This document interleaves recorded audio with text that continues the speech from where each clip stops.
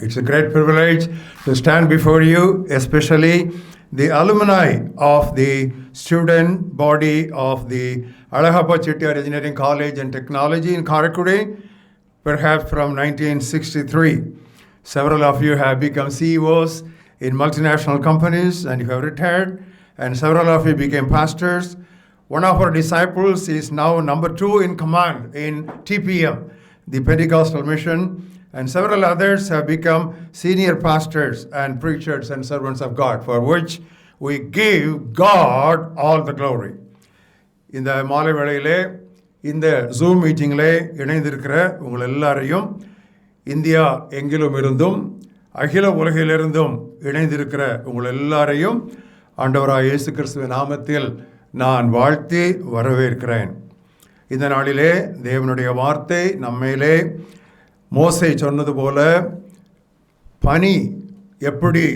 பனித்துளிகள் எப்படி புல்லின் மேல் இறங்குமோ, சத்தமில்லாமல் அமைதியாக ஆனால் நிசமாக மக்கள் மீது இந்த மாலை வேளையிலே நம் மீது தேவனுடைய வார்த்தை உபதேசம் இறங்க வேண்டும் என்று ஜெபத்தோடும் போதுமான என்னால் முடிந்த அளவு ஆயத்தத்தோடும் எல்லாவற்றுக்கும் மேலாக தேவனுடைய வார்த்தைக்கு முன்பாக நடுக்கத்தோடும் நான் வந்து நிற்கிறேன். One of the greatest privileges of us as God's children that we have a prayer answering God. தேவனுடைய பிள்ளைகள் என்கிற பாணியிலே நமக்கு இருக்கிற மிகப்பெரிய சிலாக்கியங்களிலே ஒன்று, ஜெபத்தை கேட்கிற தேவன் நமக்கு உண்டு. உபாகமம் 4ஆம் அத்தியாயம் 7ஆம் வசனத்திலே மோசே இறைமக்களை பார்த்து சொன்னது, What great nation is there that has God so near it as the Lord our God is to us, for whatever reason we may call upon him. நாம் தேவனை நோக்கி கூப்பிடும் போதெல்லாம் அவர் நமக்கு சமீபமாய் இருக்கிறது போல, இவ்வளவு சமீபமாய் தேவனை பெற்றிருக்கிற வேறே மக்கள் இனம் எது என்று சவால் விட்டு கேட்டார். நமது ஆண்டவருக்கு சங்கீத புத்தகங்களிலே கொடுக்கப்பட்ட பல பெயர்களிலே ஒரு முக்கியமான பெயர் சங்கீதம் 65:2, ஜெபத்தை கேட்கிறவர், the Lord who hears our prayers. சங்கீதக்காரன் அவ்விதமாக ஆண்டவர் அழைத்து விட்டு அவன் சொல்லுவது, ஜெபத்தை கேட்கிறவரே, மாம்சமான யாவரும் இடத்துல, மாம்சமான என்று ஏன் அதில் சொல்லுகிறான்? குறைவுள்ளவர்கள், தேவை உள்ளவர்கள், பலவீனர்கள், செய்ய நினைப்பதை செய்ய முடியாதவர்கள் என்பதை குறிப்பிடுவதற்காகவே மாம்சமான யாவரும் உம்மிடத்தில் வருவார்கள் என்று சொல்லுகிறார். பிரியமானவர்களே, புதிய உடன்படிக்கையின் கீழ் வாழ்கிற நமக்கு கிடைத்திருக்கிற ஒரு பெரிய சிலாக்கியம், நமது பலவீனங்களை குறித்து பரிதபிக்கக்கூடாத ஒரு பிரதான ஆசாரியர் அல்ல, எல்லா விதத்திலும் நம்மை போல் சோதிக்கப்பட்டு, in all points tempted as we are, yet without sin. He is the one who is at the right hand of God the Father, pleading, interceding and advocating on our behalf. நம்மை போல பாடு அனுபவித்த நம்முடைய ஆண்டவராகிய இயேசு கிறிஸ்து பிதாவினுடைய வலப்பக்கத்தில் இருந்து நமக்காக பரிந்து பேசுவதால் எந்த வேளையிலும் எந்த தேவையானாலும் நாம் தயங்காமல் தைரியமாய் கிருபாசன தண்டையிலே சேர முடியும். Because we have him there, with him we can approach the throne of grace anytime for any need. ஆனாலும் நமக்கு ஒரு கேள்வி உண்டு. அந்த கேள்வியை தான் இந்த நாளிலே நாம் தியானிக்க போகிறோம், சிந்திக்க போகிறோம், அலச போகிறோம். Does God answer all our prayers? தேவன் நம்முடைய ஜெபங்கள் அனைத்திற்கும் பதில் தருகிறாரா? திருமறையை பொறுத்த அளவிலே அதற்கு பதில் எஸ், ஆம் என்பதுதான். ஆண்டவராக இயேசு கிறிஸ்து மலை பிரசங்கத்தில் சொன்னார், ask it and you shall receive, seek you shall find, knock it shall be open unto you. கேளுங்கள் திறப்படும், தட்டுங்கள் திறக்கப்படும். ஆண்டவர் திரும்ப திரும்ப அதை சொல்லிவிட்டு ஒரு அடுத்த வார்த்தை சொல்கிறார், கேட்கிற எவனும் பெற்றுக்கொள்கிறான். அதில் ஒரு அழுத்தத்தையும் அவர் கொடுக்கிறார். மட்டுமல்ல, யோவான் 14ஆம் அத்தியாயத்தில் அவர் சொல்லுகிறார், என் வார்த்தைகள் உங்களிலும் நீங்கள் என்னிலும் நிலைத்திருந்தால் நீங்கள் கேட்டுக்கொள்வது எதுவோ அதை நான் உங்களுக்கு தருவேன். ஐ மைட் இல்லை, ஐ வில் என்று சொல்லியிருக்கிறார். இது வேத போதனை. பட் இஸ் தட் அவர் எக்ஸ்பீரியன்ஸ்? அதுதான் நம்முடைய அனுபவமா? உண்மையை சொல்ல வேண்டுமானால் அதுவல்ல நம்முடைய அனுபவம். அப்படி இருக்கும் பொழுது அதை நாம் எப்படி விளக்கி நம்மை நாமே திருப்தி பண்ணி கொள்ள முடியும்? நமது ஜெபங்களுக்கு sometimes God says yes, many times he says no, oftentimes he says wait, most often he says silence. நம்மை பொறுத்தளவிலே சில வேளை நம்முடைய ஜெபங்களுக்கு ஆண்டவர் தருகிறேன் ஆம் என்று சொல்லுவார், பல வேளைகளிலே இல்லை மாட்டேன் என்று சொல்லுவார், அடிக்கடி காத்திரு என்று சொல்லுவார், இன்னும் அடிக்கடி அவர் மௌனம் காப்பார், அமைதி காப்பார். வேறு வார்த்தைகளிலே சொல்ல வேண்டுமானால், God does answer our prayers always, but he does not answer our prayers as we expect. கவனியுங்கள், நமது ஜெபங்கள் எல்லாவற்றுக்கும் ஆண்டவர் பதில் தருகிறார், ஆனால் நாம் எதிர்பார்க்கிறபடி அவர் தருவதில்லை. Unless we understand this truth. பிரியமானவர்களே, இந்த சத்தியத்தை நாம் சரிவர புரிந்து கொண்டு ஏற்றுக்கொள்ளாவிட்டால் நம்முடைய கிறிஸ்தவ வாழ்க்கையில், குறிப்பாக ஜெப வாழ்க்கையில் நாம் விரக்தி அடைவோம். We will be frustrated if we do not understand this all important truth. நமது ஜெபங்களுக்கு ஆண்டவர் பதில் தரும் பொழுது நமது தேவைகளை சந்திக்கிறார். ஆனால் நம்முடைய ஜெபங்களுக்கு அவர் வேறு விதமாய் பதில் தரும் பொழுது நமக்கு பாடங்களை கற்பிக்கிறார். Let me say that again. When God answers our prayers, he just meets our needs. But when God answers our prayers differently, he teaches us several lessons. This he does for our growth. இதை அவர் நமது வளர்ச்சிக்காக செயலாற்றுகிறார். இந்த நாளிலே நான் திருமறையிலிருந்து 7 ஜெபங்கள் வேறு விதமாய் பதிலளிக்கப்பட்ட ஜெபங்களை எடுத்து உங்கள் முன்னால் வைத்து, அவை ஒவ்வொன்றிலிருந்தும் நாம் என்னென்ன பாடங்களை கற்றுக்கொள்கிறோம் என்பதையும் உங்களுக்கு சுருக்கமாக விளக்கி, இன்னும் அதுபோன்று எத்தனையோ பதிலளிக்கப்படாத அல்லது வேறு விதமாய் பதிலளிக்கப்பட்ட எத்தனையோ ஜெபங்கள் திருமறையில் இருக்கிறது என்பதையும் சுட்டிக்காட்டி அதை உங்களுக்கு வீட்டு பாடமாக நான் கொடுக்க விரும்புகிறேன். I am going to present before you today 7 examples of prayers answered differently, and I will give brief exposition for each of them, and then I would urge you to do your homework of looking into so many other prayers which have been answered differently. First one, நம்ம எல்லாருக்கும் மிகவும் தெரிந்த, அடிக்கடி நாம் பல பிரசங்கங்கள் கேட்ட சமாரிய பெண்ணின் சரிதை. Number 1, யோவான் 4ஆம் அத்தியாயம், John's Gospel, 4th chapter, verse 10.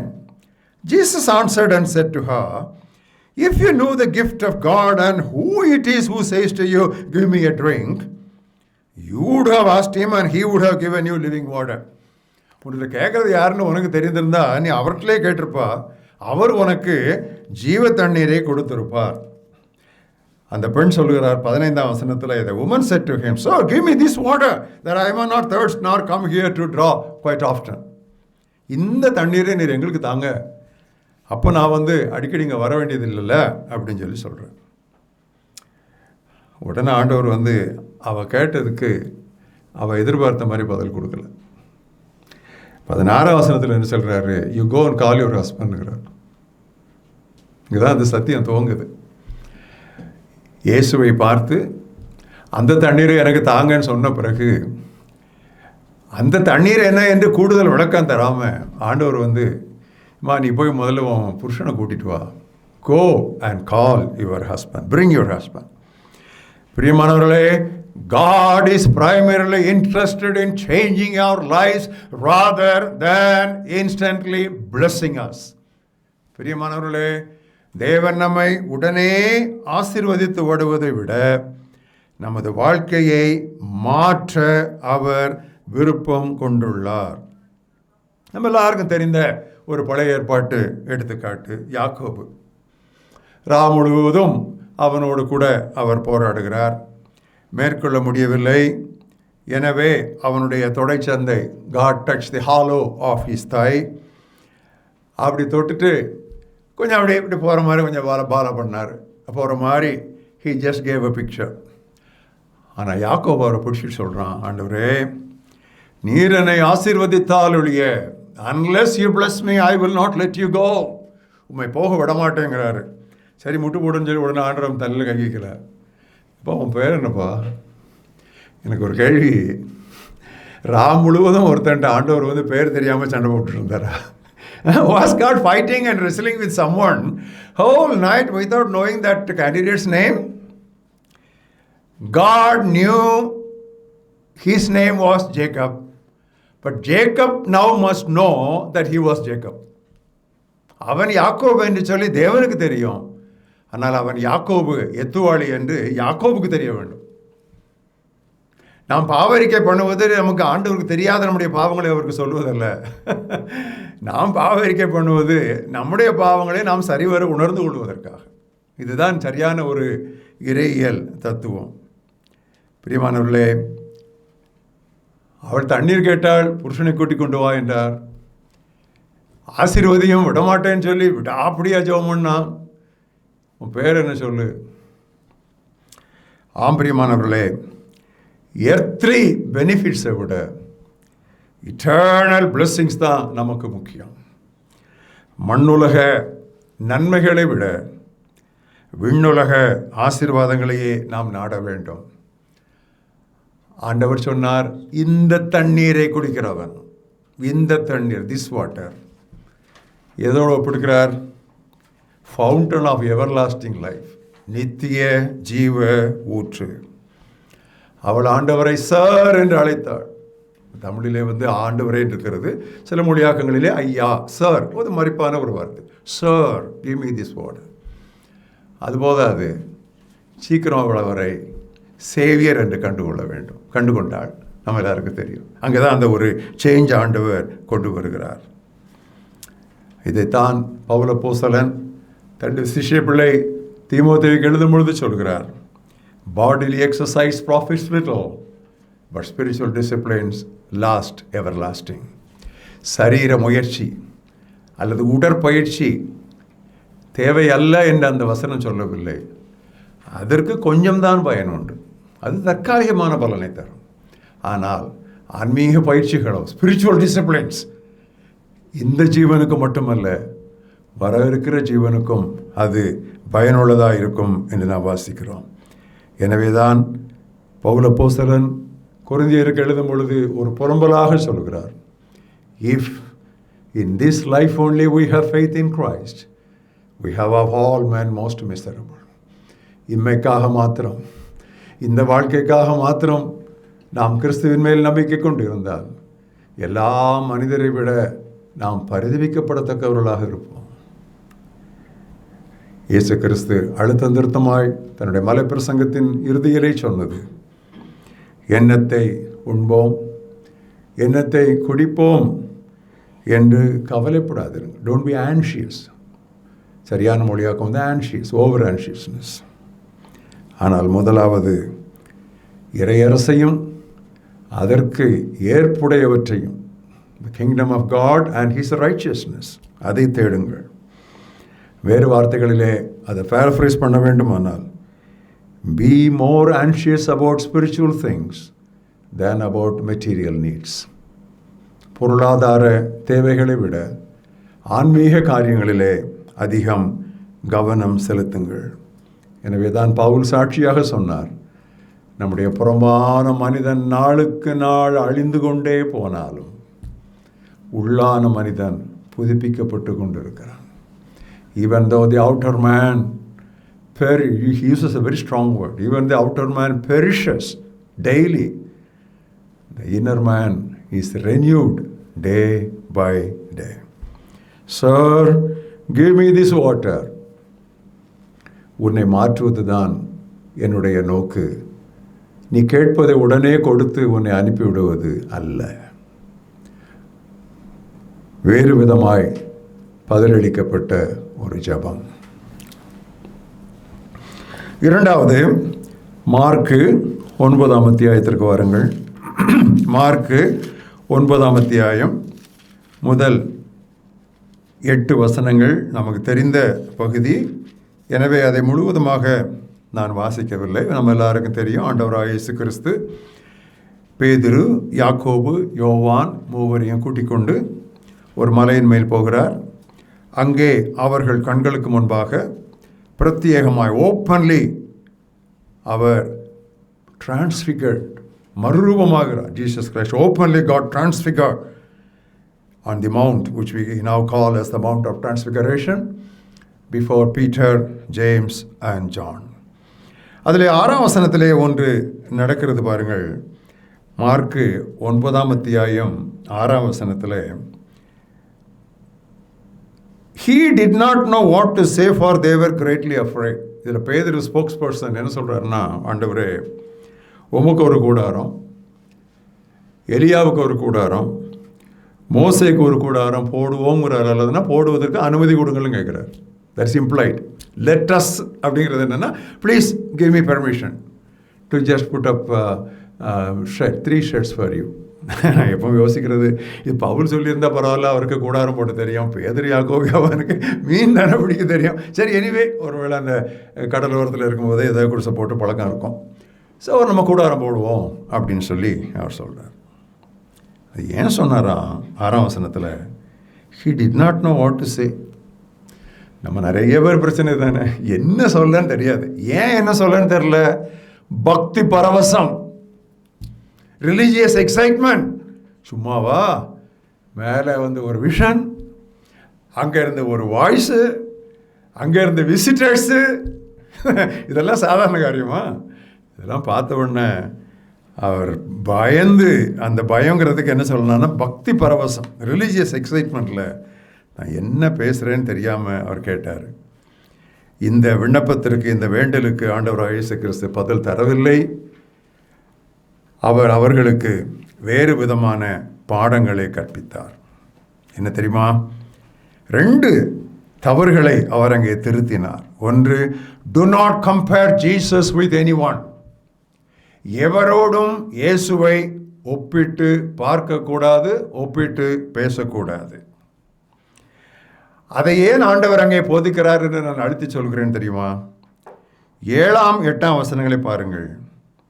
A cloud came and overshadowed them. அதில் என்ன வாசிக்கிறோம்னா, பேதுரு இவ்விதமாக பேசிக்கொண்டு இருக்கும் பொழுது, இது லூக்காவிலும் இது உண்டு, பேதுரு இவ்விதம் பேசிக்கொண்டிருக்கையில் ஒரு மேகம் வந்தது அப்படின்னு சொன்னால் there is a correction. Heaven does a correction there.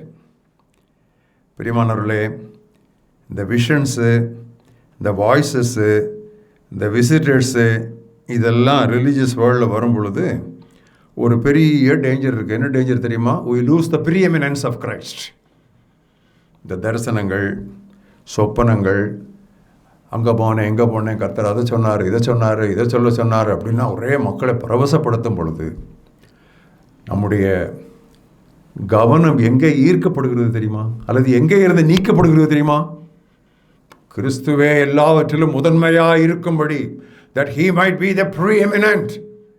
அந்த preeminent, not just importance, அந்த வேர்ட் ரொம்ப முக்கியம். preeminence of Christ. அந்த preeminence of Christ நம்ம அதை என்ன பண்ணிடுறோம்? நம்ம பல நேரங்களில் நம்ம இழந்து போகிறதுக்கு அது ஒரு வாய்ப்பாக இருக்கிறது. இந்த கிறிஸ்துவனுடைய ப்ரீஎமினன்ஸ், முதன்மை, மையம், பிரதானம், சென்ட்ராலிட்டி, ப்ரீஎமினன்ஸ், இதையெல்லாம் நாம் மறந்து போகும் பொழுது என்ன செய்கிறோம் தெரியுமா? யாராவது ஒருவரை நாம் வணங்க ஆரம்பித்து விடுவோம். அதான் நடந்துச்சு வெளிப்படுத்தல. தரிசனம் எப்படி சாதாரண தரிசனமா? யோவானுக்கு வந்தது சாதாரண தரிசனமா? பரலோகம் திறந்திருக்கிறது, அங்கே அது வர்றது எல்லாம் பார்த்துட்டு, அதை யார் சொன்னது? ஒரு தூதன், ஒரு ஊழியக்காரன் சொன்னது. அதை பார்த்த உடனே யோவான் ஆண்டவருடைய மார்பிலே சாய்ந்திருந்து தன்னை எப்பொழுதுமே இயேசுவுக்கு பிரியமாக இருந்த சீஷன் சொல்லி கொடுவார். தான் பேரை ஒரு நாளும் சீஷன் சொல்ல மாட்டார். அவ்வளோ இயேசுவோடு ஐ எம் க்ளோஸ் டு ஜீசஸ்ன்னு சொல்லி அப்படி கிளைம் பண்ணிகிட்டு இருந்த ஒருத்தர், இவைகளை எனக்கு அறிவித்த தூதனுடைய பாதத்தில் விழுந்தேன். I worship the angel who showed me these things. அப்போ தூதன் சொல்கிறான், நானும் ஒன்னே மாதிரி ஒரு ஊழியக்காரன் தான்ப்பா. வர்ஷிப் காட், ஆண்டவரை தொழுது.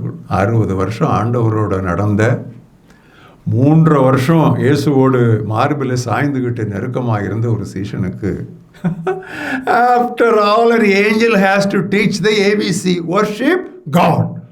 புரியுதா? எங்கே நம்ம ஓட்ட ஓடுறோம் பார்த்தீங்களா? அவ்வளோ வெளிப்பாடுகள் தந்த பிறகு தேவனை தொழுது கொள், என்னை தொழுது கொள்ளாதே.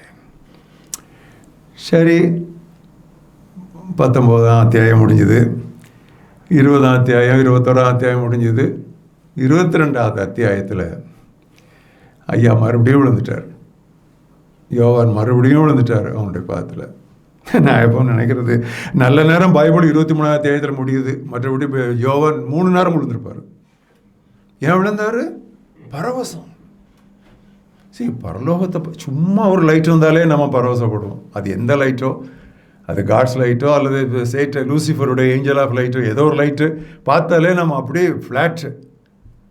பரலோகம் பார்த்த பரவசத்தில் அந்த preeminence of Christ, the only worship for the God, அந்த அடிப்படையே ஆடுது பார்த்தீங்களா?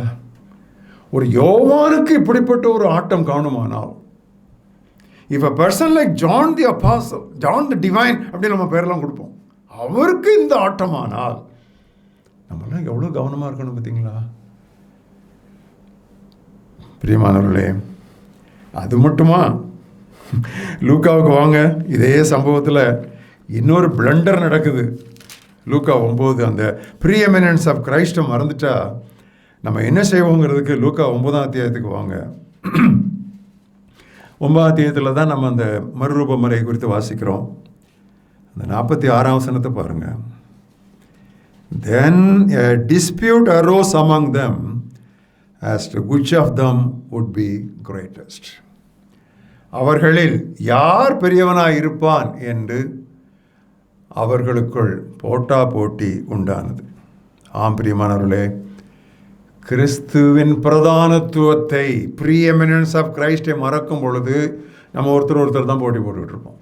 முக்காவாசி சபைகளில் நமக்கு நிறையா சண்டைகள் இருக்க காரணம், அவர் சொல்கிறது சரியில்லை, அந்த வியூ சரியில்லை, இந்த ஃபிலாசபி சரியில்லைங்கிறதெல்லாம் செகண்டரி. ப்ரைமரி என்ன தெரியுமா? we have lost sight of the preeminence of Christ. கிறிஸ்து எவ்வளவு பிரதானமானவர் என்பதை நாம் நம்முடைய கண்களிலும் நம்முடைய மனதிலும் பதிக்க தவறிவிட்டோம். அது தவறிவிட்டால் நம்ம தான் கம்பேர் பண்ணிகிட்டு இருப்போம். கேண்டில் லைட்டும் டியூப் லைட்டும் ஒருத்தர் கம்பேர் பண்ணிகிட்டு இருப்பாங்க. எவ்வளோ நேரம் கம்பேர் பண்ணுவாங்க? சூரியன் பக்கத்தில் போகிற வரைக்கும். கரெக்டாக? Once you go near the sun, where is competition and comparison between the candle light and the tube light? இதை விட வெளியாக என்னால் இதை விளக்க முடியாது. ஸோ நம்ம எல்லாரும் ஜெபம் பண்ண வேண்டியது, நம்முடைய சபைகளிலே, ஆண்டவரே நீர் தலைவர், நீர் மையமானவர் என்கிற அந்த பரம தரிசனத்தை எங்களுக்கு எல்லாருக்கும் தாரும். அது வந்துருச்சுன்னு சொன்னால் இதெல்லாம் தன்னால் அப்படி விதறவே, இதெல்லாம் அப்படி தன்னால் விழுந்துடும், இதெல்லாம் ஃப்ரில்ஸு எல்லாம் அப்படி விழுந்துடும். அதுதான் முக்கியம். அடுத்து நாம் செய்கிற இன்னொரு தவறு, பக்தி பரவசம் வந்த உடனே அப்பா இங்கே நாம் இருக்கிறது நல்லது, நமக்கு நல்லது. It's good for us to be here. It is good for us to be here, but it is not good for people if we are here. கீழே போனோம். ஏன் தெரியுமா? அங்கே ஒருத்தனுடைய மகன் எப்பிலெப்டிக் பாய், காக்கா வலிப்பு, சீசைகளால் ஒன்றும் செய்ய முடியாமல் ஒரு பெரிய தேவையில் கிடக்கிறான் பள்ளத்தாக்கில். மலை அனுபவத்திலே உட்காந்துட்டு கூடாது, கீழே போகணும். You should meet the needs of people. அங்கே போய் அவனை பார்க்கணும். அவள் மலையிலிருந்து இறங்கின பொழுது அவன் ஓடி வரான். அவன் சீசைகளெல்லாம் கொண்டு வந்தேன், ஒன்றும் செய்ய முடியல அவங்களால. they are not able to do anything. Please help me என்று சொல்கிறார். இதைத்தான் பெயர் தெரியாத எபிரேய நிருப ஆக்கியோன் நமக்கு இவ்விதமாக சொல்லுகிறார். எபிரேயர் 13ஆம் அத்தியாயம் 15ஆம் 16ஆம் வசனங்கள். By him let us continually offer the sacrifice of praise to God, that is the fruit of our lips, giving thanks to his name. நம்முடைய உதடுகளின் பலியாகிய ஸ்தோத்திர பலியை இடைவிடாமல் நாம் செலுத்துவோம். ப்ரைஸ் அண்ட் வர்ஷிப்பில் இப்போ ஏகப்பட்ட excitement, renewed interest, wonderful. I believe according to A.W. Tozer, the missing jewel of evangelical Christianity is at last found. Good, but அடுத்த வசனம் சொல்றது 16. But do not forget to do good and share, for with such sacrifices God is pleased.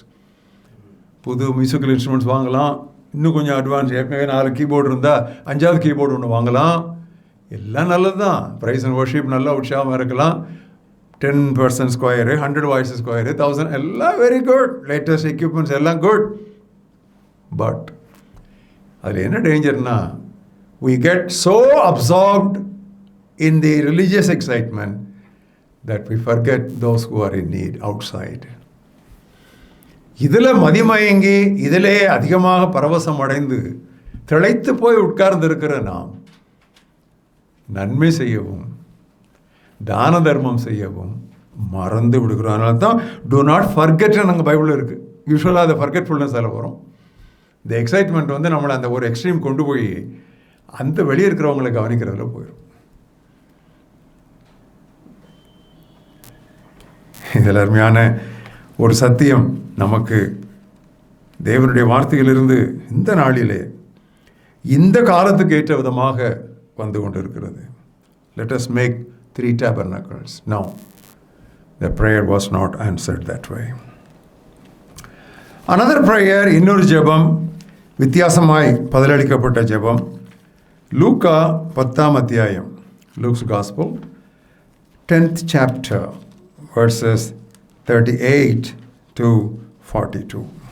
வாசிக்கிறேன், நம்ம தெரிந்ததான், ஆனால் கூட வாசிக்கிறேன்.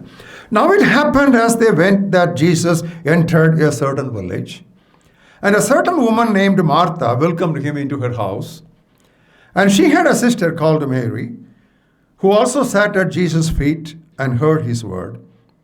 But Martha was distracted with much serving, and she approached him and said, Lord, don't you care that my sister has left me to serve alone, to work in the kitchen alone? Please tell her, come and help me.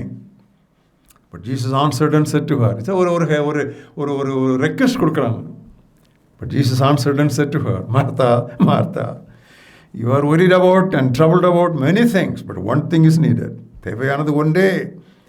And Mary has chosen that good part, which will not be taken away from her. இதில் நல்ல கவனிச்சிங்களா என்னவோ தெரியல, நான் ரீசெண்டாக கவனித்தேன். மார்த்தாள் வந்து இயேசுவை இங்கே திட்டுறா. எப்படி திட்டுறா தெரியுமா? இன்னும் பிரசங்கம் ஓயா பிரசங்கம் கேட்டுட்டு இருக்குங்க, நான் வேர்வை கொட்டுது, நான் இங்கே மெடிட்டரேனியன் ஹீட்டில் நான் உட்காந்து அடுப்படியில்ங்கிற ஃபேனாக அது ஒன்றும் கிடையாது, நான் இவ்வளோ கஷ்டப்பட்டு வேலை செய்துட்டு இருக்கிறேன், உமக்கு கவலை இல்லையான்னு கேட்குறா. நல்லா பாருங்கள், don't you care, there was a chiding. கிட்டத்தட்ட திட்டுற அளவுக்கு வந்திருக்கு. கவலை இல்லையா உனக்கு? இது ஒரு நியாயமான கோரிக்கை தான். It was a legitimate request. ஏன்னா ஜீசஸுக்கு செய்கிறதுனா நிறையா ஸ்பெஷல் டிஷ்ஷெல்லாம் செய்யணும் இல்லையா? அவர் ஒரு ஸ்பெஷல் கெஸ்ட்டு, நிறைய காரியங்கள் செய்யணும். பொரியல் செய்யணும், அவியல் செய்யணும், வறுவல் செய்யணும், எல்லாம் செய்யணும். அதெல்லாம் கரெக்டு தான். ஆனால் Jesus wanted Martha to reprioritize her life. ஆனால் மார்த்தாள் தன்னுடைய வாழ்க்கையின் முன்னுரிமை வரிசையை சரிப்படுத்த இயேசு விரும்பினார். ரீப்ரையாரிட்டைஸ். இன்னைக்கு நம்ம அநேக கிறிஸ்டியன்ஸுக்குள்ள, அவங்க ஊழியக்காரங்களாக இருக்கட்டும், சாதா விசுவாசிகளாக இருக்கட்டும், இது ரொம்ப முக்கியமான வார்த்தை. ரீப்ரையாரிட்டைஸ். முக்கியத்துவ வரிசையை திரும்ப சீர்படுத்த வேண்டும். ஏன்? அதுதான் ஆண்டவர் இயேசு 41:40-42 சொல்கிறார். எது முக்கியம் அதை பாரு அப்படின்னு சொல்லி, எடுத்துக்கொள்ளப்பட முடியாத நல்ல பங்கு அப்படின்னு சொல்கிறார். நான் நினைக்கிறேன் இந்த செய்தியை கேட்டுக்கொண்டிருக்கிற அருமையான சகோதரிகளுக்கு இது ஒரு முக்கியமான சவால் என்று நான் சொல்வேன். சில இடங்களில் தான் ஆண்டவர் பேரை 2 நேரம் சொல்லுவார். மார்த்தாளே மார்த்தாளே மார்த்தாளே அப்படி 2 நேரம் ஆண்டவர் சொன்னார்னா, நல்ல ஒரு கன்கார்டன்ஸ் எடுத்து போய் படிங்க. 2 தடவை ஏதாவது நேம்ஸ் ஆண்டவர் சொல்லியிருந்தாருன்னா அதில் ரொம்ப வித்தியாசமான ஒரு எம்பசிஸ் இருக்குன்னு அர்த்தம். மார்த்தா மார்த்தா அப்படின்னு சொல்லி சொல்கிறார். எதை விட்டுச்சியே, நீ முக்கியமானதை விட்டுச்சியே அப்படின்னு சொல்லி ஒரு பரிசுத்த பதட்டத்தோடு நம்முடைய ஆண்டவர் அங்கே அவர் பதில் சொல்வதை நாம் பார்க்கிறோம். அருமையான சகோதரிகளே, when some of your prayers regarding domestic needs are not answered, please sit down to rearrange your lives. சகோதரிகளே, உங்களுடைய வீட்டு காரியங்களை குறித்த சில தேவைகள் ஜெபித்தும் நிறைவேறப்படாமல் இருக்குமானால், தயவு செய்து உட்கார்ந்து உங்களுடைய வாழ்க்கையின் முக்கியத்துவ வரிசையை சரி செய்ய பாருங்கள். இது என்னுடைய தாழ்மையான வேண்டுகோள். ஒருவேளை we may have to cut off a few things from our schedule. நம்முடைய ஷெட்யூலில் இருந்து, அன்றாடக நம்முடைய கடமை பட்டியல்களில் இருந்து ஒரு சில காரியங்களை விலக்க வேண்டியது இருக்கலாம். ஏன் கூடாது? ஏன் கூடாது? விலக்கலாம். அதை விலக்குவதற்காக இங்கே நமக்கு ஒரு அழைப்பு வருகிறது. 41 வசனத்தில் ஆண்டவர் சொல்லுகிறார், many things are there, but only one thing is important. Important எது, நெசசரி எதுன்னு இந்த 2க்கும் வித்தியாசத்தை கற்றுக்கொள்ள தெரிந்தவள் கர்த்தருக்காக அதிகம் பிரகாசிப்பாள். Let me say that again. Any person who has learned to differentiate between what is important and what is necessary, that person will accomplish great things for God. எல்லாமே முக்கியம்தான், but எல்லாம் அவசியம் இல்லை. அந்த முக்கியம் அவசியம். இம்பார்ட்டன்ஸ் வேறு, நெசசரி அப்படிங்கிறது வேறு. இதைத்தான் பக்தன் யோபு அவ்வளோ அழகாக சொல்லுகிறார். யோபு 23ஆம் அத்தியாயம், அடிக்கடி என்னுடைய பிரசங்கங்களிலும் என்னுடைய எழுத்துகளிலும் நான் கையாளுகிற ஒரு வசனம். யோபு 23:12. I have not departed from the commandment of his lips. I have treasured the words of his mouth more than my necessary food. அவருடைய வாயின் வார்த்தைகளை, நெசசரி ஃபுட்னா அந்த பேசிக் ஃபுட், நாட் த எக்ஸ்ட்ராவேகண்ட் டிஷ்ஷஸ், அந்த பேசிக் ஃபுட், அதெல்லாம் கூட அதிக முக்கியத்துவமாக நம்முடைய வாயின் வார்த்தைகள். சாப்பிட்றது வாய், அங்கே அந்த வாயிலேருந்து வர்ற வார்த்தை. பின்னாலே இயேசு அதை சொல்லுவார், இந்த வாயில் விடுங்கிற சாப்பாடு மட்டும், இந்த பிரெட்டு மட்டும் இல்லை, அந்த வாயிலேருந்து வர்ற வார்த்தை, இதெல்லாம் அப்படியே கனெக்டடாக வருது. ஸோ அதே இதுங்க அவர் சொல்கிறார், வாயின் வார்த்தைகளை என் வாய்க்குள்ளே நான் எடுக்கிற என்னுடைய அடிப்படையான பேசிக் ஃபுட்டை விட நான் அதிக முக்கியமாக நான் காத்து கொண்டேன் என்று சொல்லுகிறார். ஒன்று சொல்லட்டுமா, கிறிஸ்தவ வாழ்க்கையில் நம்ம வளரணும்னு நினைக்கிறோம். கிறிஸ்தவ வாழ்க்கையில் துவக்கத்தில் we have to differentiate between good and bad. But வளர வளர it is not between good and bad, it is good and better. கிறிஸ்தவ வாழ்க்கையின் துவக்கத்தில் நல்லது எது கெட்டது எது அதில் பிரிக்கணும். ஆனால் வளர வளர நல்லது கெட்டது பிரிக்கக்கூடாது, நல்லது எது மேன்மையானது எதுன்னு பிரிக்கணும். அந்த சாய்ஸ் அங்கே தான் வருது. இதை நம்ம கற்றுக்கணும். இல்லை நான் கெட்டது ஒன்றும் பண்ணுறதில்ல, அது சிறுபிள்ளை தான், அது பாலர் பள்ளி படிப்பு. That's a kindergarten lesson. I have now learned to differentiate between what is good and what is better. அதான் கரெக்ட். அந்த குட்டிலே இருக்கக்கூடாது, பெட்டருக்கு போகணும், கடந்து போகணும். இவ்விதமாக நாம் நம்முடைய வாழ்க்கையை ரீப்ரையாரிட்டைஸ் பண்ணாவிட்டால், if we don't reprioritize our lives like this, we will get irritated with our spouses and with the siblings. இவ்விதமாக நாம் நம்முடைய வாழ்க்கையின் முக்கியத்துவ வரிசையை மறுபடி சரி செய்யாவிட்டால், நம்முடைய வாழ்க்கை துணையோடும் உடன் பிறந்தவரோடும் எரிச்சல் வந்தபடியே இருக்கும். நல்ல யோசிச்சு பாருங்கள் உங்கள் லைஃப்பில். வீட்டில் நிறைய எரிச்சல் வர்றது யாராக இருக்கட்டும், ஹஸ்பண்டாக இருக்கட்டும், ஒய்ஃபாக இருக்கட்டும். இந்த ரீப்ரையாரிட்டைஸ் இல்லைன்னு சொன்னால், முன்னுரிமை வரிசை சரிப்படுத்தப்படாவிட்டால் எரிச்சல், அண்ணன் தம்பிக்குள்ளே, அக்கா தங்கச்சிக்குள்ளே, கணவன் மனைவிக்குள்ளே will give place to irritation. Irritation பிறகு அது கொஞ்சம் பிட்டர் ஆகும் பொழுது கான்ஃப்ளிக்ட்ஸ் வரதான் செய்யும். எனக்கு உதவி செய்யும்படி மரியாளுக்கு சொல்லும், sorry Martha, I can't answer your prayer, or I cannot comply with your request as you expect. I want to teach you another lesson. முதல்ல என்ன சொன்னேன்? If God simply answers our prayers, He only meets our needs. But if God answers our prayers differently, He teaches us lessons. Are you with me? This is the point. நாலாவது, லூக்கா 12ஆம் அத்தியாயம் 13-14. Luke 12:13 and 14. Then one from the crowd said to Jesus, "Teacher, tell my brother to divide the property with me." But Jesus said to him, "Man, who made me a judge or an arbitrator over you?" ஆண்டவரை பார்த்து, teacher, போதகரே, போதகரே, அவருக்கு பேர் போதகர், அவர் இங்கே செய்ய வேண்டியது பாகப்பிரிவினை. போதகரே, என்னுடைய சகோதரன் பாகப்பிரிவினையை சரியானபடி எனக்கு செய்கிறதுக்கு அவனுக்கு இது பண்ணணும். எப்பா, இதுதானே என் வேலை? நம்ம எல்லாருக்கும் தெரியும், இந்த மனுஷனுக்கு, நான் அப்படி தான் வாசிக்கிறேன் இன் பிட்வீன் த லைன்ஸ், இந்த மனுஷனுக்கு பாக பிரிவினையில் ஏதோ ஒரு இன்ஜஸ்டிஸ் நடந்திருக்கு. This man obviously experienced some injustice in the partition of property. Something has happened and it has been அப்படியே ஒரு எஃபர்வசன்ட் மாதிரி அவனுக்குள்ளே பொங்கிட்டே இருந்திருக்கு. சொல்லிட்டான். நமக்கு தெரியும், அண்ணன் அக்கா தம்பி தங்கச்சி நடுவில் ஒரே வீட்டில் பிறந்து வளர்ந்து ஒன்று போல வளர்ந்தவங்க ஒருவருக்கு ஒருவர் முகம் கொடுத்து கூட பார்க்க முடியாத அளவுக்கு பாகப்பிரிவினை மக்களை பிரித்திருக்கிறது நம்ம எல்லாருக்கும் தெரியும். கிறிஸ்தவ வட்டாரங்களிலும் உண்டு, வெளியிலும் உண்டு, நிறைய உண்டு. இவனுக்கு ஒரு இன்ஜஸ்டிஸ் நடந்திருக்கிறது உண்மை என்றாலும் அது அவனுடைய பிரச்சனை. அவனுடைய பிரச்சனை என்ன அப்படின்னு சொல்லி 15ஆம் வசனத்தில் ஆண்டவர் சொல்கிறாரு, and he said to them, என்னையா உனக்கு ஆர்பிட்ரேட்டராக வச்சிடான்னு சொன்ன பிறகு ஆண்டவர் அவன் சொல்கிறாரு எல்லாரையும் பார்த்து, take heed and beware of covetousness.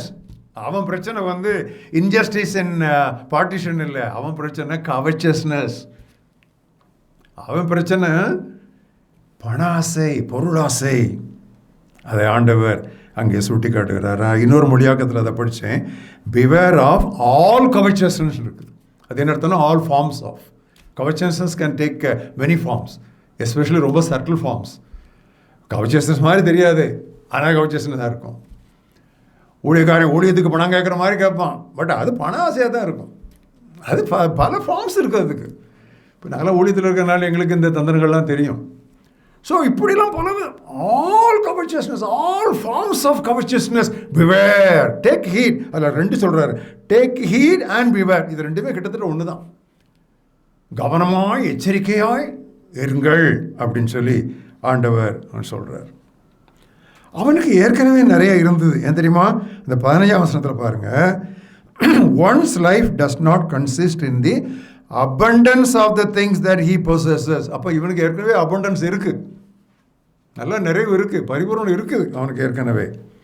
சரி, இதை நான் உங்களுக்கு ஒரு எடுத்துக்காட்டு சொன்னால் தான் உங்களுக்கு புரியும்.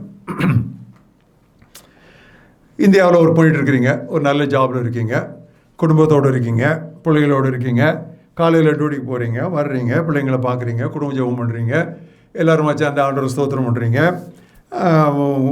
ஆலயத்துக்கு போகிறீங்க, சபையின் காரியங்கள் ஊழிய காரியங்களில் பங்கு பெறுறீங்க, நல்லா இருக்கிறீங்க, அன்றன்றுள்ள ஆகாரம் இருக்குது, கொஞ்சம் மிச்ச பணமும் இருக்குது, சேவ் பண்ணிகிட்டு இருக்கிறீங்க, போதுமான அளவு இருக்குது.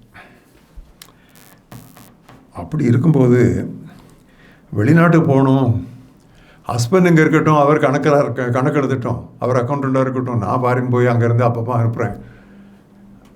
அங்கே தான் நான் என்ன நினைக்கிறேன்னு சொன்னால் தடுமாற்றம் துவங்குகிறது. அங்கே தான் துவங்குது. ஏன்னா ஆண்டவர் உங்களை இடத்துல வச்சுருக்கிறார். அன்றன்றுள்ள அப்பத்தை உங்களுக்கு கொடுத்துட்ருக்கார். அன்றன்றுள்ள அப்பத்தை மட்டும் இல்லை, அடுத்தாப்பில் உள்ள ஒரு 50 வருஷத்துக்கு 40 வருஷத்துக்கு கூட கொடுத்து வச்சுருக்கிறார். அப்படி இருக்கும்போது நீங்கள் ஓவர்சீஸ் போகிறதுக்கு ஒரு விசா வேணும்னு சொல்லி நீங்கள் ஜெபம் பண்ணுறீங்க. சரி, அந்த ஜெபத்தை உங்களோட விட மாட்டேங்கிறீங்களே, எல்லா ஊழியக்காரங்களுக்கும் அதுக்காக ஜெபம்னு சொல்கிறீங்க. எத்தனை பேரை நீங்கள் டிஸ்டர்ப் பண்ணி அதுக்காக ஜெபம்னு சொல்கிறீங்க. எனக்கு ஒரு கேள்வி, நல்லா கவனிங்க. எனக்கு ஒரு கேள்வி, கர்த்தர் என்னை அங்கே போக சொல்கிறாரா? கர்த்தருடைய சித்தம் இதில் என்ன? இதை நம்ம கற்றுக்கிட்டோமா அல்லது நம்ம கற்றுக் கொடுக்குறோமா? ரொம்ப வருத்தத்தோடு சொல்கிறேன். நான் 1963 ஊழிய ஆரம்பிக்கும் பொழுது வாலிபர் நடுவர் தான் ஊழிய ஆரம்பித்தேன். தொடர்ந்து 40 வருஷத்துக்கு மேலே வாலிபர் முகாம்கள், வாலிபர் நிறையா நடத்தியிருக்கிறேன், நிறையாரோட பேசியிருக்கிறேன். அப்போல்லாம் நாங்கள் அதிகமாக டீச் பண்ண என்ன லெசன் என்ன தெரியுமா? God's will. தேவனுடைய சித்தத்தை நீ அறிந்து கொள்ள வேண்டும். எதில்? உன்னுடைய கோர்ஸு, அடுத்தது நீ மேரி பண்ண போகிற கேண்டிடேட்டு, அடுத்தது ஒன்று கேரியர். இந்த 3க்கும் கர்த்தருடைய சித்தத்தை நீ அறியணும்ப்பா. இந்த 3லேயும் நீ ஓட்ட விட்டின்னு சொன்னால் நீ தொலைஞ்ச அப்படின்னு நாங்கள் டீச் பண்ணுவோம் அந்த கருத்தில். பட் இப்போ இந்த வாலிபர் முகாம்களில் இந்த வாலிபர்கள் 1 லட்சம் சம்பளம் கிடைச்சா அடுத்ததில் 1.2 கிடைச்சா ஜம்ப். இங்கே கர்த்தர் என்னை வச்சு நிறைவேற்ற வேண்டிய காரியங்களை நிறைவேற்றிட்டாரான்னு சொல்லி ஜெபம் பண்ண கற்றுக் கொடுக்கவில்லை. க்ரீனர் பாஸ்டர்ஸ் தான். எங்கே பசுமை இருக்கு அங்கே ஜம்ப் பண்ணு, அங்கே 1.25, அங்கே 1.5, அங்கே போ. உன்னை எகிப்தில் ஆண்டவர் வச்சாரு, எகிப்தில் நீ நிறைவேற்ற வேண்டிய ஊழியத்தை நிறைவேற்றிட்டியா? உன்னை பாபிலோனில் வச்சாரு, God kept you in Babylon, have you fulfilled your ministry in Babylon? Where is God's will? ஜெபம் பண்ணியா முட்டு போட்டு? நான் என்ன செய்ய சித்தமாக இருக்கிறேன்னு சொல்லி கேட்டியா? அல்லது வெறுமனே எது பச்சையாக இருக்குன்னு சொல்லி பச்சை தர பாட்டு, பச்சை வாயில் பார்த்து நீ போயிட்டியா? க்ரீனர் பாஸ்டர்ஸ் பார்த்து நீ ஓடிட்டியா? எனக்கு அந்த டீச்சிங் இல்லை தெரியுமா? எத்தனையோ யூத் கேம்ப்ஸனுடைய அந்த அந்த அந்த சாராம்சத்தை நான் பார்க்குறேன். அந்த இடத்துல அதை விட்டுட்டாங்க, அந்த பாயிண்ட்டை விட்டுட்டாங்க. இங்கே காட்ஸ் வெல்ல மிஸ் பண்ணிவிட்டு அதுக்கு பிறகு என்ன இருக்கும்? அதுக்கு பிறகு யூ ஆர் அவுட். ஒரு இடத்துல நீங்கள் மிஸ் பண்ணீங்க. நான் அடிக்கடி நினைக்கிறது, இந்த மூனுக்கு போகிறோம், பிளானட்டுக்கு போகிறோம், ஆர்பிட்டுக்கு போகிறோம், ஷூட் பண்ணுறீங்க ராக்கெட்டை. இங்கே .1 டிகிரி இங்கே விலகினா கூட அங்கே போய் சேரும்போது you will miss it 5 million miles. This is Christian life. Crucial பாயிண்ட்ஸில் we should not miss God's will. அந்த காட்ஸ் வேலை மிஸ் பண்ணுறதுக்கு இப்போ ரொம்ப நம்மளை டெம்ப்ட் பண்ணுறது என்னென்னா திஸ் கவர்ச்சஸ்னஸ், இந்த பொருளாசை. அதைத்தான் இளைஞனுக்கு எழுதும் பொழுது பவுல் எழுதுகிறார். நன்றாக கவனியுங்க. That's why Paul writes to a young man by name Timothy, 1 Timothy 6th chapter from verse 6. Godliness with contentment is great gain. தேவ பக்தியோடு உள்ள போதும் என்கிற மனதே மிகுந்த ஆதாயம். For we brought nothing into this world. ஏன் இந்த உலகத்துக்குள்ளே ஒன்றும் கொண்டு வரல. காரணம் தான். ஏன் நம்ம திருப்தியாக இருக்கணும் தெரியுமா? உள்ள ஒன்றும் கொண்டு வரல. இங்கே இருந்து it is certain we are not going to take anything out அப்படின்ட்டு. ஃபுட் அண்ட் க்ளோத்திங் இருந்தால் we shall be content. உண்ணவும் உடுக்கவும் இருந்தால் போதும் என்று இருக்க கடவோம். நல்ல மொழியாக்கம் கடவோம். இந்த கடவோங்கிறது ரொம்ப முக்கியமான வார்த்தை. அப்படி தான் இருக்கணும். ஏன்னா ரிச் ஆகணும்னு நினச்சா நீ பல விதமான டெம்ப்டேஷனில் கண்டிப்பாக விழ தான் செய்வோம். அதுக்கு அது எஸ்கேப்பே இல்லை. அதுக்கு என்ட்ரி தான் உண்டு, அதுக்கு எக்ஸிட் கேட்டே கிடையாது. உள்ளே போனால் மாட்டினது தான். இது ஒரு முக்கியமான சத்தியம். அது மட்டும் இல்லை பிரியமானவர்களே, இந்த பாகப்பிரிவினை இந்த மாதிரி நியாயமான அநியாயம் அதெல்லாம் வரும்போது நம் கிறிஸ்தவ வாழ்க்கையில் வளர வளர God wants us to let go our legitimate share. நியாயமாய் நமக்கு கிடைக்க வேண்டியது கூட கிடைக்காம போட்டும், போனால் போகட்டும் போடா அப்படின்னு விட்டுறணும். இந்த பூமியில் நிலையாய் வாழ்ந்தவன் யாரடா? ஒருத்தரும் கிடையாது. போ, லெட் கோ லெட் காட். எனக்கு ரொம்ப இஷ்டமான ஒரு ஸ்லோகன் அது, லெட் கோ லெட் காட். ஏன் அப்படி இருக்கணும் தெரியுமா? சங்கீதம் 16 ரொம்ப அழகான ஒரு வசனம் இருக்குது. உங்களில் சிலர் இந்த விதமான ஒரு அநியாயம் உங்களுக்கு இழைக்கப்பட்டதாக நீங்கள் நினைத்தீர்கள். There some injustice might have been meted out to you, dear friend, in the matter of sharing of property or partitioning of property. But here is God's word. It's a Psalm of David, Psalm 16, verses 5 and 6. You, O Lord, are my portion, my inheritance, and my cup. You maintain my lot. The lines have fallen to me in pleasant places. Yes, I have a good inheritance. Tamil அழக மொழியாக்கம் பண்ணியிருக்காங்க, கர்த்தரே என் பங்கு. கர்த்தரே என் பங்கு. அதே விதமாக சங்கீதம் Psalm 73 verses 25 and 26 பாருங்க. Whom have I in heaven but you? And there is none upon earth that I desire besides you. பூமியில் எனக்கு வேற யாரும் இல்லை, பரலோகத்தில் உண்மை இல்லாமல் எனக்கு யாருண்டு? என்னுடைய மாம்சமும் இருதயமும் இழகி போகிறது. But God is my portion forever. கர்த்தரே என்றென்றும் என்னுடைய நித்திய பங்கு. எனக்கு எப்போ யோசிக்கிறது, பூமியில் எனக்கு யார் உண்டுன்னு சொல்லலாம், பரலோகில் எனக்கு யாருன்னா அது என்ன அர்த்தம்? பரலோகில் யாருன்னா அங்கே தூதல் இருப்பாங்க, கடவுள் இருப்பார், ஏசாயா எரேமியா எல்லோரும் இருப்பாங்க. அது பரலோகத்தில் உண்மை இல்லாமல் யாருன்னு அது என்னன்னு சொன்னால், நான் சும்மா ஜாலியாக நினச்சேன். இது வந்து ஆத்தென்டிக் இன்டர்பிரிட்டேஷன் சொல்ல மாட்டேன். சிலருக்கு ஏன் பரலோகத்துக்கு போகிறீங்கன்னா, அங்கே தரையெல்லாம் தங்கமாக இருக்கும் பிரதர், தரையெல்லாம் தங்கமாக இருக்குமா, அதுக்காக போகிறேன். அந்த ஆசீர்வாதம் கிடைக்குமா, அந்த ஆசீர்வாதம் கிடைக்குமா? பரலோகத்துக்கு அதுக்கு நான் போகல. என் ஆண்டவரை நான் பார்ப்பேன், அவரை நான் தரிசிப்பேன். அந்நிய கண்கள் அல்ல, இந்த சொந்த கண்கள் என்னை காணும். இந்த வாஞ்சையால் என் உள்ளம் தெரியங்கள் சோர்ந்து போகிறது. Heaven is a wonderful place, filled with glory and grace. I want to see my Savior's face. Heaven is a wonderful place. God-centeredness. Just, I want to go to heaven. Why? I want to see Jesus. பிரியமானவர்களே, இப்பொழுது நாம் தேவனுடைய பிள்ளைகளாக இருக்கிறோம். இனிய விதமாக இருப்போம்னு ஒன்றாலும் தெரில, பட் அது முக்கியம் இல்லை. அவர் வரும்பொழுது நாம் அவர் இருக்க பிரகாரமாக இருப்போம், அவரை முகமுகமாய் தரிசிப்போம். The Lord is my portion. இதில் தான் நான் ரொம்ப அதிகமாக நம்முடைய கோத்திரப்பதாவாகிய விசுவாசிகளின் தந்தையாகிய ஆபிரகாமை, I often admire Abraham, the father of faith, and all those who believe.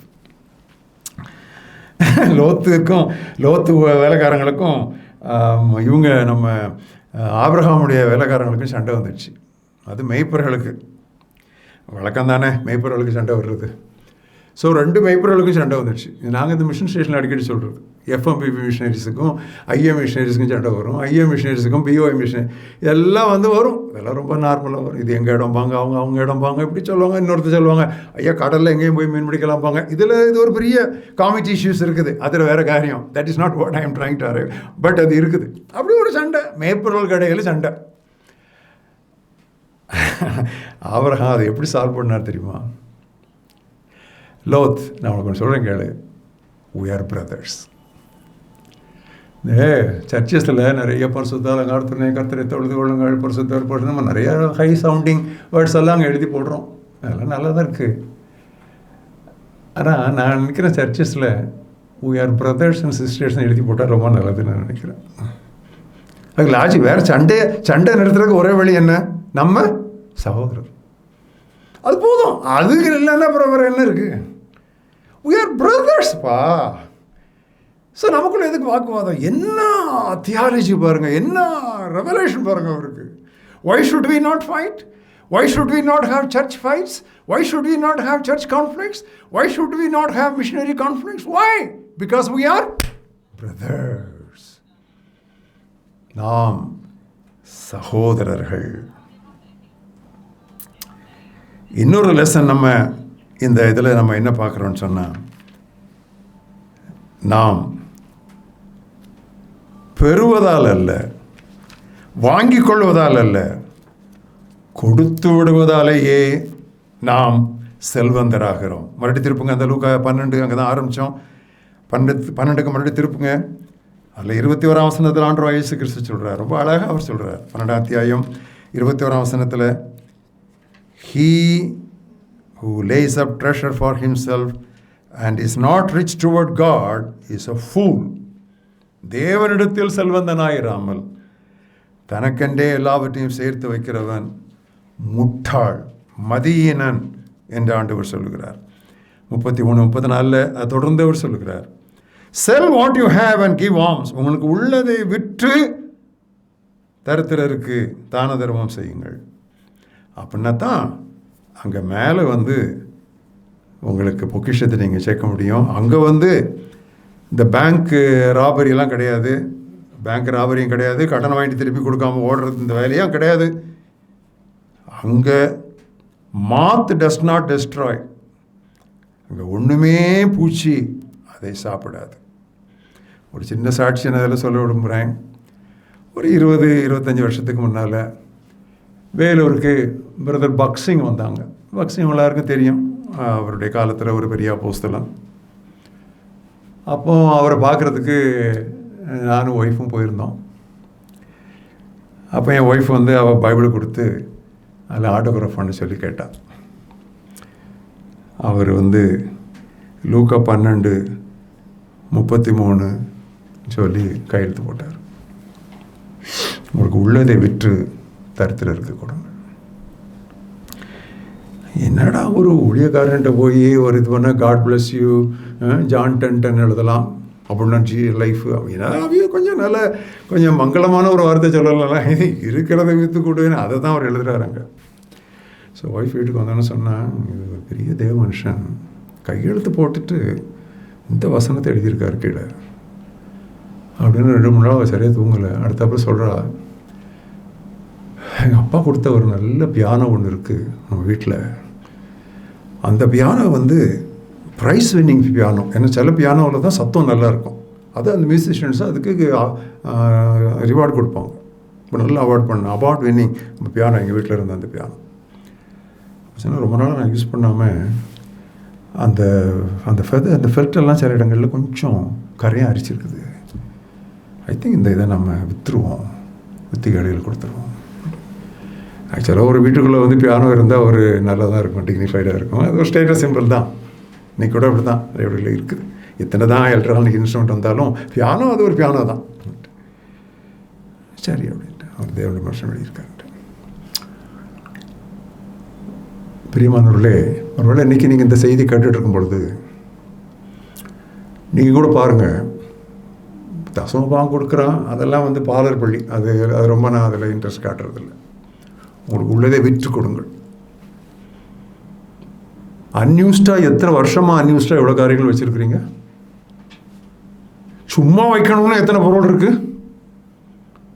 அது இருந்தாலும் இல்லாட்டாலும் பரவாயில்லன்னு எவ்வளோ இருக்குதுல்ல உங்களுக்கு. ஸ்டாக் எடுங்க. நவம்பர் 2 இந்த இயர் 2க்குள்ளே வந்துட்டோம். ஸ்டாக் எடுங்க. ஸ்டாக் எடுத்து எதெல்லாம் ஏழைகளுக்கு இது வாரி வழங்க முடியுமோ கொடுத்துருங்க. இங்கே கொடுக்க அங்கே அவங்க கணக்கு ஏறும்.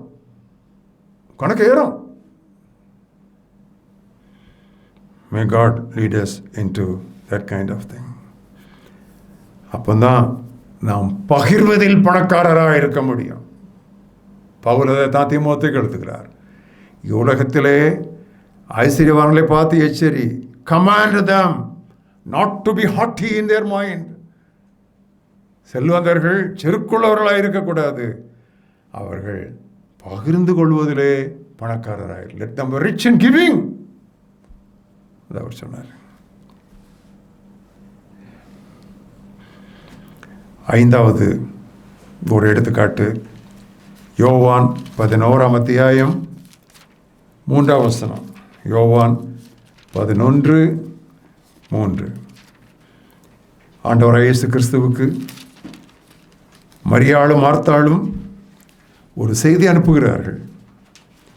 Therefore the sisters sent to him saying, Lord, behold, he whom you love is sick. ஆண்டவரே, உங்களுக்கு ரொம்ப பிடிக்கும்ல ஃப்ரெண்டு, சிக்காக இருக்கான். அதுக்கு அர்த்தம் என்னன்னு சொன்னால் வந்து எதாவது பண்ணுங்கன்னு அர்த்தம். So that request is implied. It is not written here or stated here, but it is an implied request. இருக்கிறான்னு சொல்கிறார். சொல்லிட்டு 21ஆம் வசனத்தில், Martha said to Jesus, Lord, if you had been here, my brother would not have died. அப்படின்னு Martha சொல்கிறா. அவளை மட்டும் குற்றம் சொல்லக்கூடாது. 32ஆம் வசனத்தில், Then Mary came where Jesus was and saw him and fell at his feet, saying, Lord, if you had been here, my brother would not have died. 2 பேரும், மரியாளும் சொல்கிறாரு, மார்த்தாளும் சொல்கிறான், நீங்கள் இருந்திருந்தா செத்துருக்க மாட்டான். அப்போ 2 பேரும் they believed in the presence of God and the power of God. இருந்திருந்தால் presence, செத்துருக்க மாட்டான் power of God. 2 பேரும் அதை விசுவாசித்தாங்க. ஆனால் அந்த 11ஆம் அதிகாரத்தில் 6ஆம் வசனத்தை பாருங்க. When Jesus heard that Lazarus was sick, he stayed 2 more days in the place where he was. அவன் சோமில்லன்னு கேள்விப்பட்ட உடனே என்ன செய்யணும்? சோமில்லையா, எடு பட்டி எடு, அதை இருக்கிறத எடுத்து வச்சுட்டு போ, வழியில் தான் பார்த்துக்கலாம். இல்லை, கேள்விப்பட்ட பிறகு தான் தங்கி இருந்த இடத்துல மேலும் 2 நாட்கள் அவர் தங்கினார். பிரியமானவர்களை குறித்து வைத்துக் கொள்ளுங்கள். Delays are not denials, but delays are meant to develop our faith.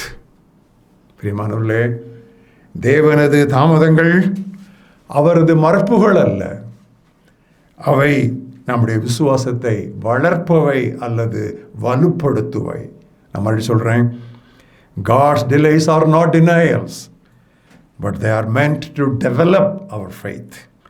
தாமதங்கள் மறுப்புகள் அல்ல, அவை நம்முடைய விசுவாசத்தை வலுப்படுத்துவை. அவங்க என்ன எதிர்பார்த்தாங்க? அவர் வந்து சுகம் கொடுத்துருவார்னு நினச்சாங்க. ஆனால் ஆண்டவர் அவங்களுக்கு அதை விட இன்னும் பெருசு கொடுத்தாரு. சுகமளிப்பு அல்ல, உயிர்ப்பிப்பு. They wanted healing, but Jesus gave them resurrection. Delays. Different way of answering.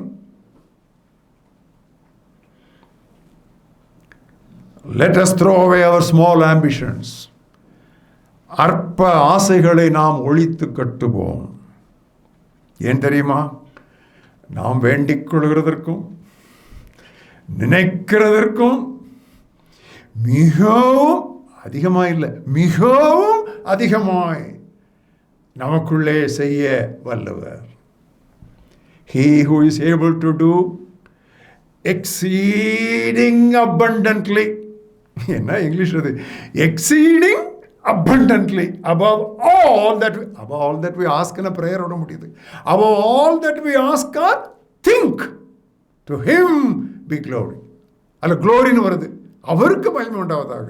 இயேசு என்ன சொன்னார்? இந்த வியாதி நிமித்தம் தேவன் மகிமைப்படுவார்.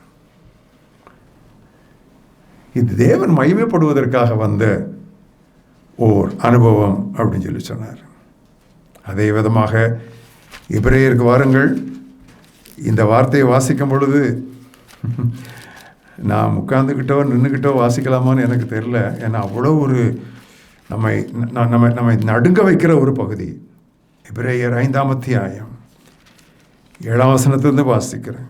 Jesus, in the days of his flesh, when he had offered up prayers and supplications with vehement cries and tears to him who was able to save him from death, and was heard because of his godly fear. Though he was a son, yet he learned obedience by the things which he suffered. And having been perfected, he became the author of eternal salvation to all who obey him. மாம்சத்தில் இருந்த நாட்களிலே தம்மை மரணத்திலிருந்து விடுவிக்க வல்லவரை நோக்கி மிகுந்த சத்தத்தோடும் கண்ணீரோடும் அவர் வேண்டுதல் செய்து தமக்கு உண்டான பயபக்தி நிமித்தம் அவர் கேட்கப்பட்டு ஆனாலும் பட்ட பாடுகளினாலே அவர் பூர்ணரானார். எனக்கு ஒரு கேள்வி, ஆண்டவர் கூப்பிட்டாரு, தேவன் பதில் கொடுத்துட்டாரா? மரணத்திலிருந்து தம்மை விடுவிக்க வல்ல விடுவித்தாரா? கப்பு போயிடுச்சுன்னா பரவாயில்ல ஆண்டவரே ப்ளீஸ் ஆண்டவரேன்னு ஒருக்கா ஜெபம் பண்ணாரா, 2 நேரம் ஜெபம் பண்ணாரா, 3 நேரம் ஜெபம் பண்ணாரா? ஒரு சத்தமே வரலையா? 3 நேரம் ஜெபம் பண்ணி ஒரே வார்த்தை, ஒரு சத்தம் வரலையா? சரி ஆண்டவரே, சரி பிதாவேன்னு கையை விரிச்சாரு. அதுக்கு பிறகு தானே தூதன் வந்து அவரை பலப்படுத்தினான். பலப்படுத்தினோடனே உற்சாகமாக எழுப்பி அவரால் போக முடிஞ்சா? இன்னும் கூடுதல் ஊக்கத்தோடைய ஜெபித்தார். அதை பலப்படுத்துறது இதுக்கு இன்னும் ஜெபம் பண்ணுறதுக்கு. ஆண்டவர் கேட்கப்பட்டாரா? அவருடைய ஜெபம் கேட்டுச்சா? ஆமாம், கேட்கப்பட்டுச்சு. எப்படி கேட்கப்பட்டுச்சு? மரணத்திலிருந்து அவர் விடுவிக்கப்படலை, மரணத்தை தாங்க அவர் பலப்பட்டார். He was not delivered from death, but he was able to sustain himself in death. அது மட்டும் இல்லை, பெர்ஃபெக்ட் ஆகிட்டார், பாஸ் பண்ணிட்டார். He passed the test and he became perfect and became the author of eternal salvation. நித்திய மீட்பின் அதிபரானார். Prayers answered differently. மறுபடியும் வாங்க அந்த 12ஆம் அத்தியாயத்துக்கு வாங்க. யோவான் 11 அந்த லாசரு சம்பவத்துக்கே வாங்க. அதில் என்ன பார்க்குறோம்? யோவான் 11:15 வசனத்தில், I am glad for your sakes that I did not go there, that you may believe. Now let us go. ஏன் டிலே பண்ண? நீங்கள் விசுவாசிக்கும்படி. சரி, இங்கே வந்து ஜெபம் பண்ணுறாரு 42ஆம் வசனத்தில்.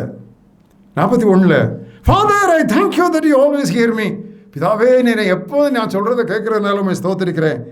I know that you always hear me, but because of the people who are standing here, I said this, so they may believe. அப்போ அல்டிமேட்டாக நம்முடைய வாழ்க்கையில் ஆண்டவர் அனுமதிக்கிற காரியங்கள் எல்லாமே அல்டிமேட்டாக அவரை இரட்சகராக மக்கள் விசுவாசிப்பதற்கு ஏது உண்டாக்குவதற்காகவே. எல்லாம் அங்கே வந்து அப்படியே கன்வர்ஜ் ஆகும், ஃபோக்கஸ் ஆகும், அங்கே தான் போய் சேரும். மக்கள் விசுவாசிக்கணும், சீஷர்கள் விசுவாசிக்கணும், நித்திய ஜீவனுடைய ரட்சிப்புக்கு அவர் அதிபதி ஆகணும். இதுதான் அல்டிமேட்டாக. That's why God answers are different. ஆகையால் பிரியமானவர்களே, என்னை கேட்டுக்கொண்டிருக்கிற சகோதர சகோதரிகள், do not waste your sorrows. உங்களுடைய கவலைகளையும் துக்கங்களையும் வீணாக்காதிருங்கள், வீணடிக்காதிருங்கள். ஏன் தெரியுமா? உங்கள் கஷ்டத்தில் நீங்கள் எவ்விதமான தேவ ஆறுதலினாலே நீங்கள் ஆறுதல் படுத்தப்பட்டீர்களோ, அதே ஆறுதலினாலே அவ்விதமான சோதனைகளில் அகப்படுகிறவர்களுக்கு நீங்கள் ஆறுதல் செய்யலாம். So that with the same comfort with which God comforted you, you can comfort those who are in similar trials. எனவே தான் நாம் அடிக்கடி சொல்லுவோம், wanted, wounded healers. காயங்கட்டும் காயப்பட்டோரை இன்றைய தேவை. காயப்பட்டிருக்கணும், அவங்க தான் மற்றவங்களுடைய காயத்தை கட்ட முடியும். அதுக்காக தான் ஆண்டவர் இதெல்லாம் அனுமதிப்பார். நம்ம சொன்ன உடனே இன்ஸ்டண்ட்டாக ஒன்றும் செய்ய மாட்டார், நம்ம எதிர்பார்க்குற மாதிரிலாம் செய்ய மாட்டார், அவர் வித்தியாசமாக செய்வார். 6வதாக மத்தேயு 12ஆம் அத்தியாயம் 28ஆம் வசனம் 38ஆம் வசனம் வந்து பாருங்கள். மத்தேயு 12:38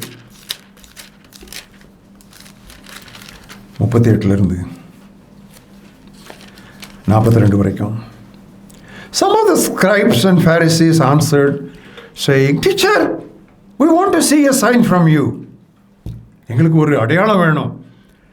But he answered and said to them, an evil and adulterous generation seeks after a sign, and no sign will be given to it except the sign of prophet Jonah. And then in verse 42 he says, the queen of south will rise up in the judgment with this generation, because someone greater than Solomon is here. அடையாளம் கேட்குறாங்க. ஆண்டவர் என்ன சொல்கிறாரு? ஏற்கனவே செய்ததே போதும்பா, என்னென்ன புதுசாக அடையாளம்? இனிமேல் என்னத்தை நிரூபிக்க வேண்டியது இருக்கு? அதான் யோனா இருக்காது, அதான் அடையாளம். அதான் சேவான் ராஜஸ்திரி வந்தால அதோட பெரிய ஒருத்தருங்க இருக்கிறாரு, அதுதான் அடையாளம். இதுக்கு மேலே என்ன அடையாளம் வேணும் உங்களுக்கு? எனவே தான் தாவீது அழகாக சொன்னான், இருக்கிற அடையாளம் போதும் ஆண்டவரே. வானங்களையும் நீர் உண்டாக்கின நட்சத்திரங்களையும் நான் பார்க்கும்போது, இப்போ நம்ம இந்த நட்சத்திரம் அதெல்லாம் பார்க்கல, நம்ம இந்த பல்பு தானே பார்க்குறோம். அவன் அதை போய் பார்த்தான், வெளியே போய் ஓப்பன் ஏரில் நின்று நட்சத்திரங்களெல்லாம் பார்த்துட்டு அப்படியே எக்ஸைட்டட் அவன் வியந்தான். என்ன சொன்னான்? ஆண்டவரே இதெல்லாம் பார்க்கும்போது, what is man that you should be mindful of. மனுபுத்திரனை நினைக்கிறதுக்கு அவன் ஏமாத்திரம். நீர் அவனை விசிட் பண்ணுறதுக்கு அவன்கிட்ட என்ன இருக்குது?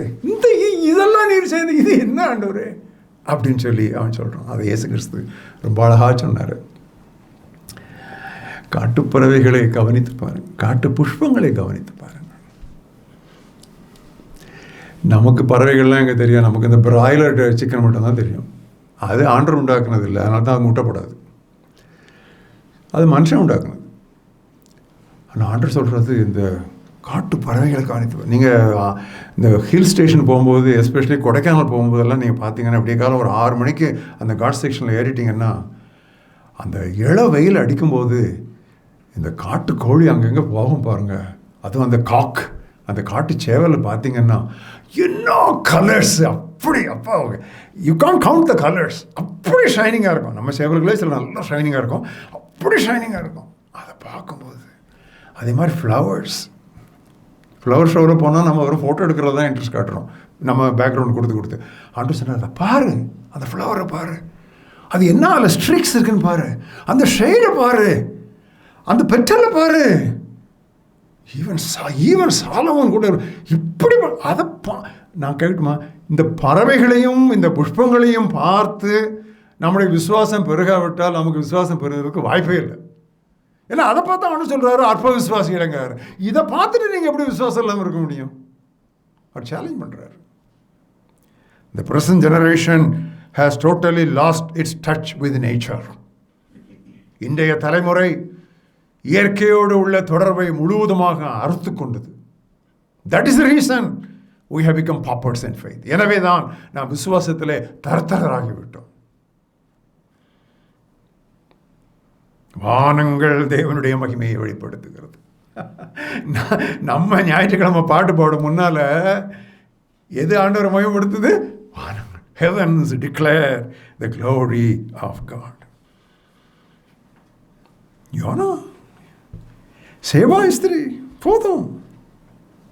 அதைத்தான் பவுல் கொரிந்தியருக்கு எழுதும் போது எழுதுகிறார். இஸ்ரவேலுக்கு என்னெல்லாம் நடந்துச்சோ அதெல்லாம் நமக்கு திருஷ்டாந்தங்களாய் அடையாளங்களாய் இறுதி காலத்தில் இருக்கிற நமக்கு அடையாளங்களாக எழுதப்பட்டிருக்கின்றன. They are all examples and lessons for us upon whom the end of the ages has come. பிரியமானவர்களே, விசுவாசித்து நடக்க பழகுவோம். இயேசு கிறிஸ்து நமக்கு நன்றாக ஒரு எச்சரிப்பு கொடுத்தார். இந்த நாட்களிலே 2ஆம் வருகை குறித்து நிறைய, குறிப்பாக தொலைக்காட்சி பெட்டிகளிலே ஒளிபரப்பு நிகழ்ச்சிகளிலே நிறைய காரியங்கள் சொல்லப்படுகின்றன. அவற்றில் பல எனக்கு புரிந்த அளவிற்கு மத்திய 24, 25, 26 சார்ந்தவை அல்ல. அவைகள்லாம் யூகங்கள். அதான் ஆண்டவர் சொன்னார், அங்கே இங்கே உங்களுக்குள்ளே இருக்கு. If they say here and there, don't go there, because the kingdom of God is within you. அதான் விசுவாசித்து நடப்பது, தரிசித்து அல்ல. ஒரு முக்கியமான வசனம் உங்களுக்கு வாசிக்கட்டுமா? சாதாரணமாக நீங்கள் கேஷுவலாக பைபிள் படிச்சிருந்தீங்கன்னா இதை விட்டுருப்பீங்க. பாருங்கள், என்ன அழகாக இருக்குது பாருங்கள். Book of Psalms 77th chapter and 19 and 20th verses. Your way was in the sea. உம்முடைய வழி கடலிலே இருக்கிறது. Your path is in great waters. உம்முடைய பாதை மகா வெள்ளங்களுக்குள் இருக்கிறது. Your footsteps were not known. நீங்கள் கடல் ஓரத்தில் கடற்கரையில் நடந்தால் அந்த ஃபுட் ஸ்டெப்ஸ் தெரியும். ஆழங்களுக்குள்ளே தண்ணிக்குள்ளே போனால் ஃபுட் ஸ்டெப்ஸ் தெரியுமா? பட் அங்கே தான் இருக்குதான், அங்கே தான் இருக்குதான். Your footsteps were not known, but அங்கே தான் நீ நடந்துரு. அப்போ என்ன செய்யணும்? அப்போ அப்படியே என்ன செய்யணும் தெரியாமல் போயிடுவோமா? இல்லை. 20ஆம் வசனம், நெவர்தலெஸ், சமுத்திரத்திலும் பெருவெள்ளங்களிலும் கால் எங்கே படுதுன்னு தெரியாமல் இருந்தாலும், you led your people like a flock. நீர் உம்முடைய மக்களை மந்தையை நடத்துகிறது போல் நடத்தினீர். We walk not by faith, but we walk not by sight, we walk by faith. தரிசித்து நடவாமல் விசுவாசித்து. என்ன வசனம் பாருங்க. நிறைய நேரங்கள் நம்ம லைஃப்பில் நம்ம இப்படி தானே, எங்கே போனே தெரிய மாட்டேங்குது. ஆனால் போகிறாரு, ஆனால் லீட் பண்ணுவார். கையை பிடிச்சிட்டு போங்க. அடிக்கடி நம்ம நினைக்கிறோம், நான் அவர் அப்படியே பிடிச்சிக்கிட்டேங்க, ஆண்டவர் நல்லா பிடிச்சிக்கிட்டேங்க, அதனால நான் தப்பிச்சிட்டேங்க. இதை விட ஒரு மதியனமான பேச்சு, நீ பிடிச்சியா? அவர் பிடிச்சிக்கிட்டார். ரொம்ப பிடிச்சிக்கிட்டான், ஆண்டவர் நல்லா பிடிச்சிக்கிட்டான். நீ பிடிச்சா திடீர்னு விட்டுருவா, ஆண்டவர் பிடிச்சா விட மாட்டார். I am not holding on to him, he is holding my hand. இதை நான் என்னுடைய கடந்த கிட்டத்தட்ட ஒரு 58 வருஷம் நான் ஆண்டவரோட நடந்தேன். நான் கண்டுபிடிச்சது தான்.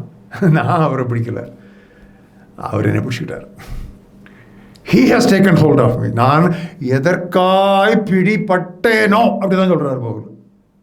பிடிப்பட்டேனோ, நான் பிடித்து கொண்டேன்னு சொல்லலை, எதற்காய் பிடிப்பட்டேனோ அவர் என்னை பிடிச்சிட்டார். விசுவாசித்து நாம் நடக்க வேண்டும்.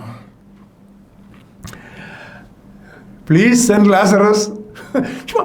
அவன் விரல்ல லேசா அப்படி தொட்டு அப்படி நாக்கில் வச்சா போதும், அது போதும்ங்கிறான். இல்லைப்பா, அங்கேருந்து யாரும் வர முடியாது. சரி, அப்போ அட்லீஸ்ட் ஒரு இது பண்ணுங்க. நான் தான் அங்கே வந்து லேண்ட் பண்ணிட்டேன், எனக்கு 5 பிரதர்ஸ் இருக்காங்க, என்னை விட மோசம் அவங்க, அவனுக்கு டெஃபினட்டாக இங்கே தான் வந்து லேண்ட் ஆக போகிறாங்க.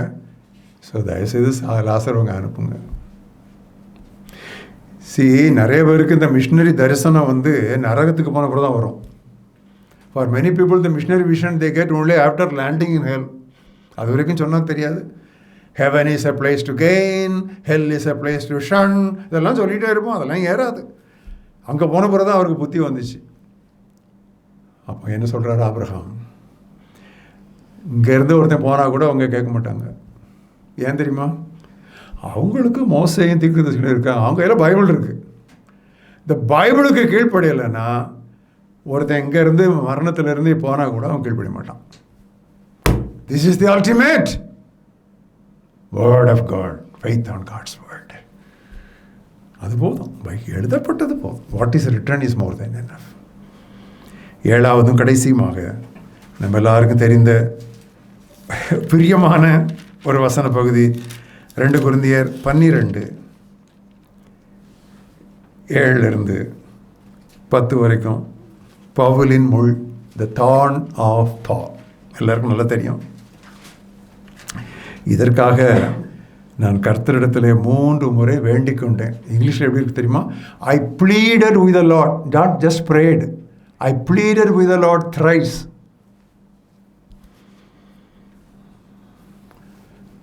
ஆண்டவர் எனக்கு நான் எதிர்பார்த்த பதிலை கொடுக்கல. அவர் என்ன சொன்னார் தெரியுமா? என் கிருபை உனக்கு போதும்பா, உன் பலவீனத்தில் என் பலனை தாங்கும்பா. Paul, you are better with the thorn than without it. பவுலே, முள்ளில்லாமல் இருப்பதை விட முள் இருப்பது தான் உனக்கு நல்லது. எதுக்கு உனக்கு கொடுத்தேன் தெரியுமா? உனக்கே தெரியுத, நீயே சொன்னால, எனக்கு கிடைக்கப்பட்ட வெளிப்பாடுகளின்படி நான் என்னை உயர்த்தாதபடிக்கு எனக்கு ஒரு முள் கொடுக்கப்பட்டு இருக்கிறது. Lest I exalt my self beyond measure. ஏன்னா அவ்வளோ ரெவலேஷன்ஸ். பவுல் இல்லைன்னா நமக்கு சபையை பற்றிய வெளிப்பாடுகள் இல்லை, அவ்வளோ வெளிப்பாடுகள். அப்போ எனக்கு தலைக்கர்வம் வர்றதுக்கு ரொம்ப வாய்ப்பு இருக்குது. அதுக்காக ஆண்டவர் இந்த முள்ள எனக்கு அவர் கொடுத்தார். என்னை தாழ்மையாய் காத்து. பிரியமானவர்களே, லைஃப் எல்லாம் நம்ம படிக்க வேண்டிய ஒரு பாடம் humility. Humility and lowliness and meekness is the lesson that we should keep on learning all our life.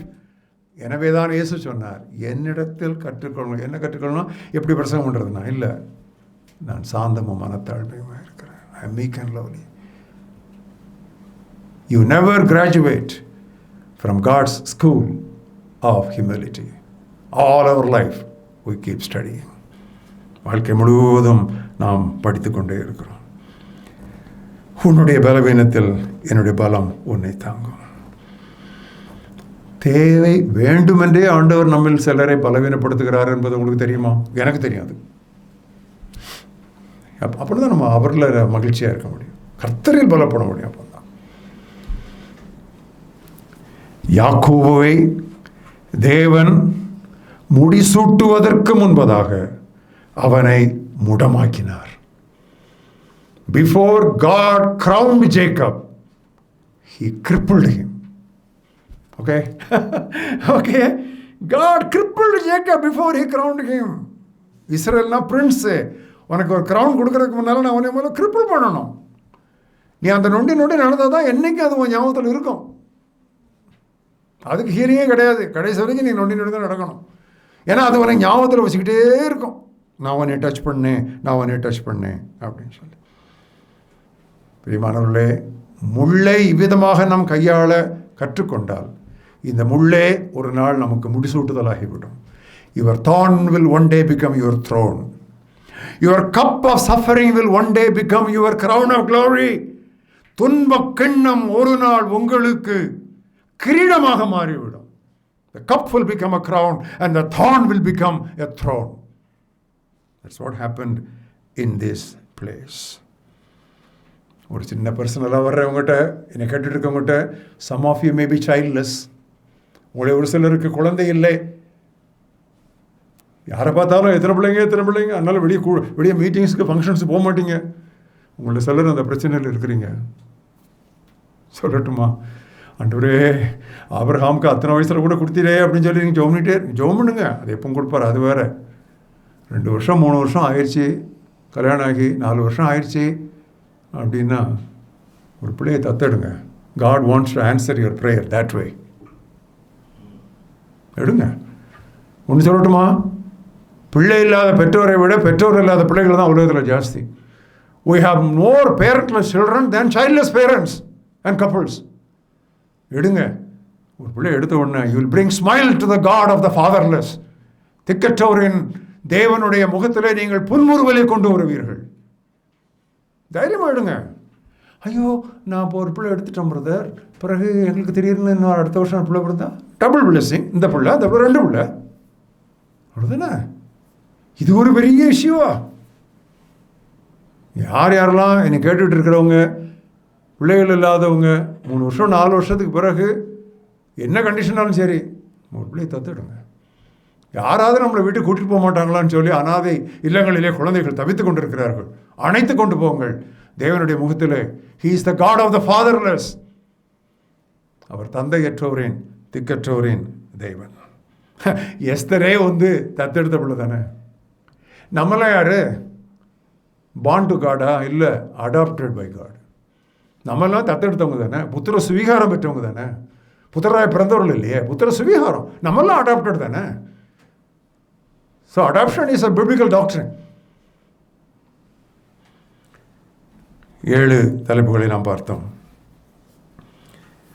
Sir, give me this water. ஆண்டவரே, இந்த தண்ணீரை எனக்கு தாரும். Let us make 3 tabernacles.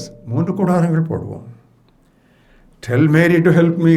எனக்கு உதவி செய்யும்படி மரியாளைக்கு கட்டளையிடும். Tell my brother to divide the property for me. Lazarus is sick. We want a sign from you. Remove the thorn. இன்னும் இதை போல பல எடுத்துக்காட்டுகள் உண்டு. 3 எடுத்துக்காட்டுகளை சொல்லுகிறேன், படிக்க வேண்டியது உங்கள் பொறுப்பு. 1, permit us to bring down fire as Elijah did. எலியா செய்தது போல வானத்திலிருந்து அக்னியை கொண்டு வர எங்களுக்கு அனுமதி தாரும். குறிச்சிக்கங்க, லூக்கா 9:51-56. Luke 9:51-56. இதை நல்லா படித்து இப்போ நான் உங்களுக்கு 7 இது கற்றுக் கொடுத்துட்டேன். அப்போ இதுக்கு எப்படி நீங்கள் லெசன்ஸ் கண்டுபிடிக்கணும்னு சொல்லி நீங்கள் கண்டுபிடிங்க. That's home work. அடுத்தது, grant the right and left seats for my sons. என்னுடைய 2 குமாரருக்கு, ஒருத்தனுக்கு வலது பக்கம் தாங்க, ஒருத்தனுக்கு இடது பக்கம் தாங்க. அது ஒரு ப்ரேயர். வசனம் வேணுமா? மத்தேயு 20:20-23. அந்த அம்மா முழங்கால் படிட்டு ரோட்டில் ஜெபம் பண்ணியிருக்காங்க. முழங்கால் படிட்டு கேட்டாங்களாம். 3வது, எங்களுடைய விசுவாசத்தை வர்த்திக்க பண்ணும். Increase our faith. Luke 17:3-6. இது எல்லாத்துக்கும் எல்லாமே டிஃப்ரெண்ட்லி ஆன்சர்டு தான் இந்த ப்ரேயர்ஸ் எல்லாமே. ஒரு மாடர்ன் எக்ஸாம்பிளோட நான் முடிக்க விட போகிறேன். இது என்ன எக்ஸாம்பிள் தெரியுமா? கரோனா வந்த பிறகு ஏகப்பட்ட ஜெபங்கள். ஒருத்தர் சொன்னார் வேக்சின் வர்றதுக்கு முன்னால் அது போயிடும், அதுக்கு பிறகு வேக்சின் தேவை இருக்காதுன்னாரு. ஏகப்பட்ட ப்ரொடிக்ஷன்ஸு, ஏகப்பட்ட காரியங்கள் நடைபெற்றுச்சு. ஆனால் ஆண்டவர் அப்படி பதில் கொடுக்கல. அவர் வேறு மாதிரி பதில் கொடுத்தாரு. என்ன பதில் கொடுத்தாரு தெரியுமா? எல்லாருக்கும் அன்சர்டன்டி ஆஃப் லைஃப்பை டீச் பண்ணியிருக்காரு.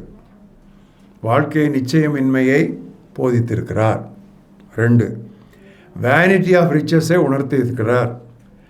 செல்வத்தினுடைய பிரயோஜனமற்ற வீணான மாயை தன்மையை அவர் விளக்கி இருக்கிறார். 3வது, நெசசிட்டி ஆஃப் ரிப்பெண்டன்ஸ், மனம் திரும்புதல் தேவை என்பதை சொல்லியிருக்கு. ஜெபத்தை கேட்டிருக்காருல்ல, அப்படி தான் கேட்டிருக்கார். God has answered the corona prayers differently.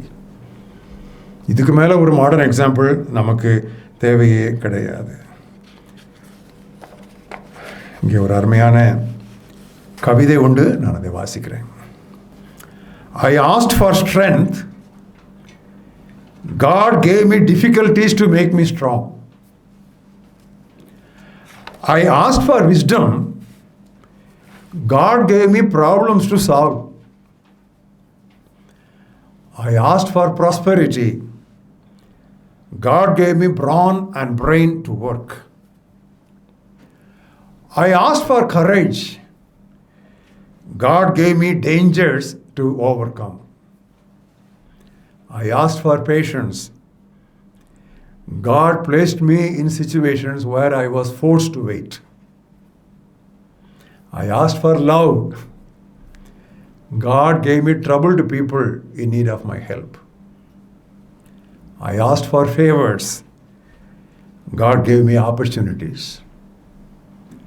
I received nothing I wanted, but I received everything I needed. I received nothing I wanted, but I received everything I needed. My prayer has been answered. பலம் கேட்டேன், தேவன் நான் பலப்பட எனக்கு கடினமானவை தந்தார். ஞானம் கேட்டேன், தேவன் நான் தீர்க்க வேண்டிய பிரச்சனைகள் தந்தார். செழிப்பு கேட்டேன், தேவன் நான் வேலை செய்ய அறிவாற்றல் தந்தார். தைரியம் கேட்டேன், தேவன் நான் கடக்க வேண்டிய ஆபத்துகள் தந்தார். பொறுமை கேட்டேன், தேவன் நான் கட்டாயமாய் காத்திருக்க வேண்டிய சூழ்நிலைகள் தந்தார். அன்பு கேட்டேன், தேவன் நான் உதவ வேண்டிய மக்களை தந்தார். சலுகை கேட்டேன், தேவன் எனக்கு சந்தர்ப்பங்கள் தந்தார். நான் விரும்பிய எதுவும் கிடைக்கவில்லை, ஆனால் எனக்கு தேவையான யாவும் கிடைத்து விட்டது. எனது ஜெபம் கேட்கப்பட்டு விட்டது. ஹல்லேலூயா.